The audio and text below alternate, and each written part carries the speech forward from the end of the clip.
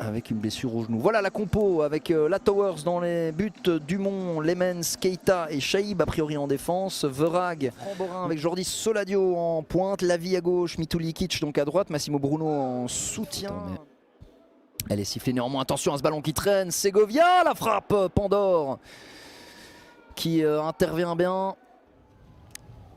On revoit Segovia qui était pas mal du tout.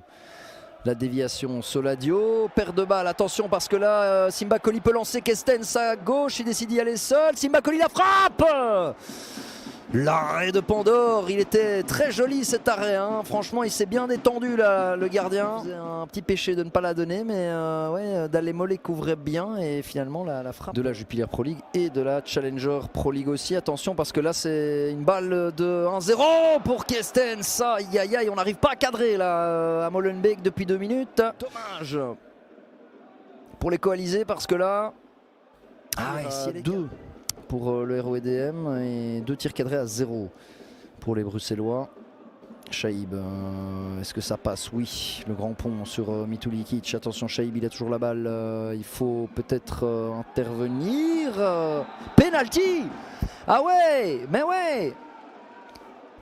Di Liberto, je me disais, tiens, il joue avec le feu là en faisant une faute aux abords de pouvoir inscrire son 8e but de la saison. Il s'élance et c'est au fond, 1-0 pour Molenbeek. Ousmane Simba Colli, voilà qui est fait. Mi-temps sifflé par monsieur Jacobi, 1-0 pour Molenbeek, un but de Simba Colli sur penalty. Un penalty qui...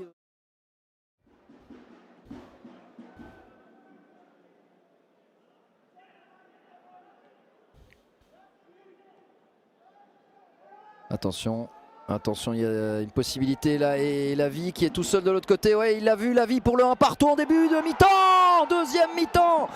Et les Framborins qui égalisent directement par l'intermédiaire de Corentin Lavie qui vient égaliser ici un partout. Un partout pour les Framborins, c'est pas volé, mais là ça a été rondement mené, ce contre extrêmement bien joué avec Lavie qui était tout seul sur le flanc gauche. Ça, il faudra quand même poser les bonnes questions au niveau défensif. Ah, le retour des vestiaires, parfait pour...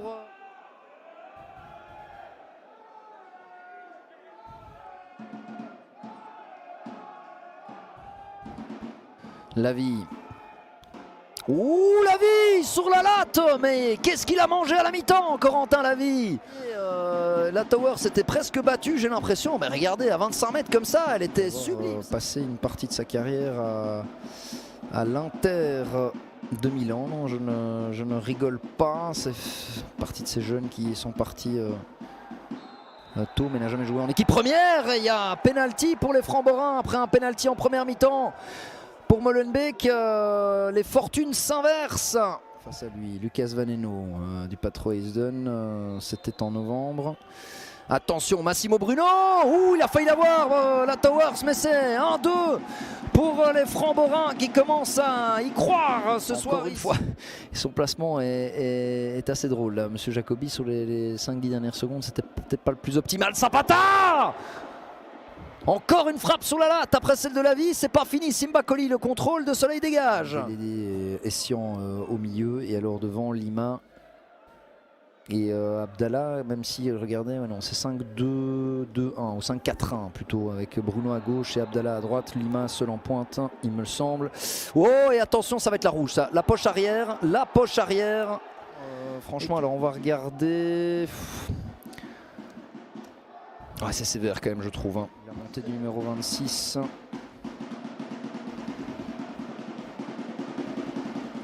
Yanis Adjem, franco-algérien, né à Marseille. Pas souvent titulaire cette saison, mais qui dépanne.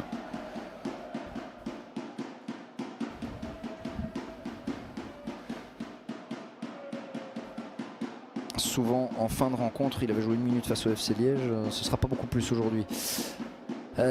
Bastien qui obtient encore peut-être quelque chose, Lima, le ballon reste pour Molenbeek qui avait de toute façon une position de hors-jeu. 40 secondes, c'est ce qui reste aux Bruxellois pour peut-être arracher quelque chose. Mais pour l'instant, c'est du 6 sur 6 pour Yvan de Rag. Ce serait quand même la fameuse opération et la bonne pioche pour l'instant, confirmée par les Framborains qui ont été chercher un entraîneur qui directement vient prendre des points. L'effet Van de Rag qui se confirme. Attention peut-être avec un troisième but. Le voilà, la victoire est confirmée pour les Framborains. Et c'est Yanis Adjem qui vient à peine de monter au jeu. Ça c'est incroyable, ça doit être sa première touche de balle. Et les Framborains vont venir s'imposer ici.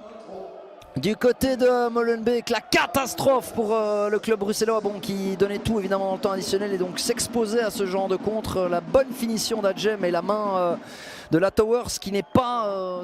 bon bah voilà, ils ont été réalistes et la victoire se confirme à l'instant. Sous les sifflets des supporters molenbeekois qui